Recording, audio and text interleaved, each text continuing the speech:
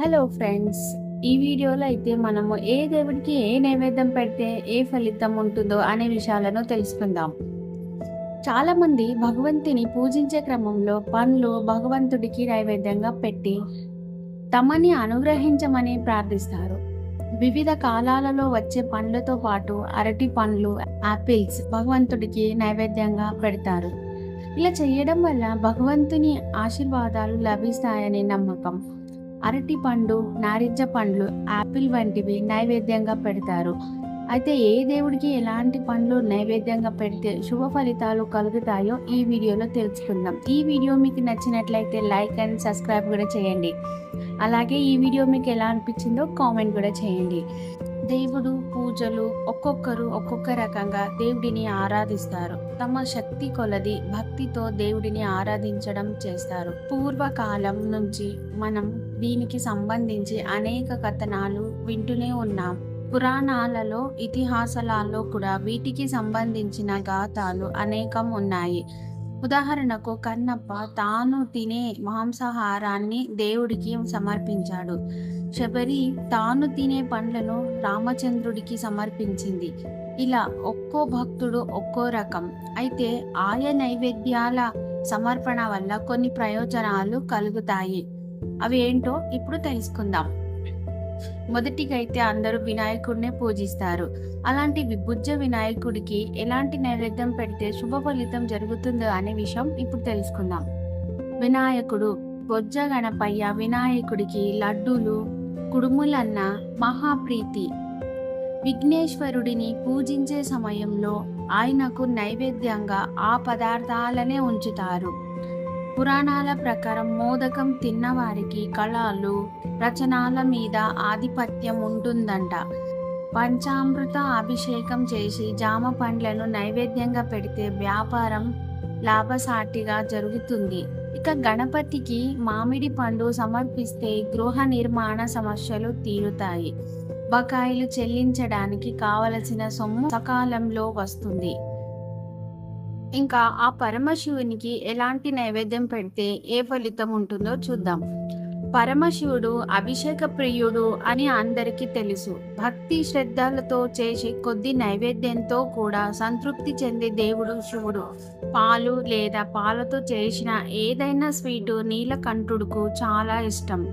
శివునికి సమర్పించే అత్యంత ప్రసిద్ధి చెందిన ప్రసాదం పాలు, పెరుగు, నెయ్యి, తేనె, పంచదార అనే పంచామృతాలతో ఆయన్ని పూజిస్తారు. వీటిని సమాపాళాల్లో కలిసి శివుడికి సమర్పిస్తారు.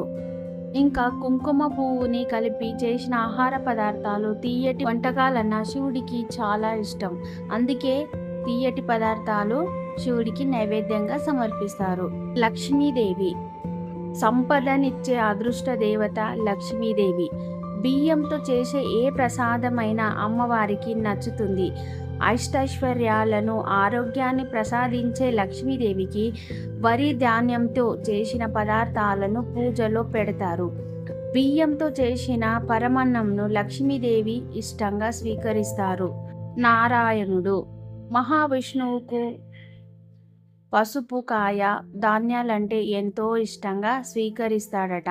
ఇంకా వీటికి కొంచెం బెల్లం కలిపి చేసిన వంటకాలైతే ఇక చెప్పనక్కర్లేదు. అందుకే విష్ణుమూర్తిని భక్తి శ్రద్ధలతో పూజించేటప్పుడు పసుపు వర్ణం గల లడ్డూలను ఆయనకు నైవేద్యంగా పెడతారు. తిరుమలలో శ్రీ వెంకటేశ్వర స్వామి కూడా నారాయణ స్వరూపమే. అందుకే తిరుపతి లడ్డు ప్రసాదాన్ని వినియోగిస్తారని పండితులు చెబుతున్నారు. సరస్వతీదేవి చదువుల తల్లి సరస్వతిని పూజించే సమయంలో మంచి బుద్ధి, చదువు ప్రసాదించాలని కిచిడిని నైవేద్యంగా ఉంచుతారు. దుర్గాదేవి ప్రపంచాన్ని రక్షిస్తున్న శివుడు భార్య అయిన దుర్గామాతను పూజించడానికి కిచిడి లేదా తీయటి పరమన్నంను పూజకు ఉపయోగిస్తారు. దుర్గాదేవికి ఆ పదార్థాలంటే చాలా ఇష్టమంట. కాళికామాత ధైర్యం, బలాన్ని ఇచ్చే కాళికామాత బియ్యంతో చేసిన ఆహార పదార్థాలను ఇష్టంగా స్వీకరిస్తారు. బియ్యంతో చేసిన తీయటి పదార్థాలు, కూరగాయలు, పరమన్నం కాళిక పూజలో ఆ తల్లి ముందు పెడతారు. ఏ వంటకాలైనా సరే వరి ధాన్యంతో చేసినవి అయితే ఇష్టంగా పూజిస్తారట అమ్మవారు. హనుమంతుడికి ఎర్రటి ధాన్యాలను ఇష్టంగా స్వీకరిస్తాడు. ఎర్రటి కంది బేడాలను నీటిలో తడిపి వాటిని బెల్లంతో కలిపి స్వామివారి ముందు నైవేద్యంగా పెట్టి పూజ చేస్తే మనకు కోరికలను తీరుస్తాడంట. అప్పాలను ఆంజనేయ స్వామికి నైవేద్యంగా పెడతారు.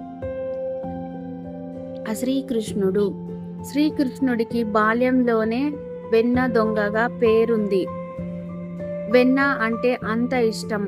పక్క ఇళ్లలో ఉన్న వెన్నను దొంగలించి మరీ తినేవాడంట. అందులో తెల్లటి వెన్నంటే ఆయనకు మహాప్రీతి. అందులో చక్కెర కలుపుకొని ఆరగించేవాడట. ఇంకా కొబ్బరితో చేసిన లడ్డూలన్నా శ్రీకృష్ణుడికి ఇష్టమంట. ఆయనను పూజించే సమయంలో ఈ వంటకాలనే ఆయన ముందు ఉంచుతారు. శనిదేవుడికి నలుపు వర్ణం అంటే ఇష్టం.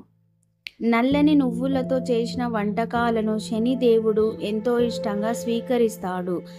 అలాగే ఆవల నూనెతో చేసిన వంటలను శనిదేవుడికి పూజలో ఉపయోగిస్తారు. అప్పుల బాధలు తొలగిపోవాలంటే అరటిపండు గుజ్జుగా చేసి దేవుడికి నైవేద్యంగా సమర్పిస్తే అప్పుల బాధల నుంచి ఉపశమనం కలుగుతుందని నమ్ముతారు. ఆపిల్ పండ్లు నైవేద్యంగా పెడితే సకల దరిద్రాలు తొలగిపోతాయని అంటారు. మామిడి పండు దేవుడికి ప్రసాదంగా పెడితే సంపద పెరిగే అవకాశం ఉంటుంది. ఇంకా వివాహం కావాలని అనుకునేవాళ్ళు, వివాహంలో ఆటంకాలు ఎదురవుతున్నా, పెళ్లి అనుకుంటే ఏదైనా అశుభం జరిగినా కూడా ఈ పండ్లు దేవుడికి నైవేద్యంగా పెట్టి చూడండి. సపోటా పండ్లు దేవుడికి నైవేద్యంగా పెడితే వివాహం సకాలంలో జరుగుతుంది అని విశ్వసిస్తారు. ఆరోగ్యం కోసం శని దేవుడికి నేరేడు పండ్లు నైవేద్యంగా సమర్పిస్తే మోకాళ్ళ నొప్పులు, వెన్ను నొప్పి, కీళ్ళ నొప్పులు తగ్గుతాయని నమ్మకం. అనారోగ్యంతో సతమతమవుతుంటే దేవుడికి అంజీర పండ్లు నైవేద్యంగా పెట్టాలి. ద్రాక్ష పండ్లు నైవేద్యంగా పెడితే ఆయురారోగ్యాలు లభిస్తాయి, ఐశ్వర్యం సిద్ధిస్తుంది. సంపద ఆదిదేవుడు కుబేరుడు. ఆయన్ని ప్రసన్నం చేసుకునేందుకు పసుపు రంగు లడ్డులు పెట్టవచ్చు.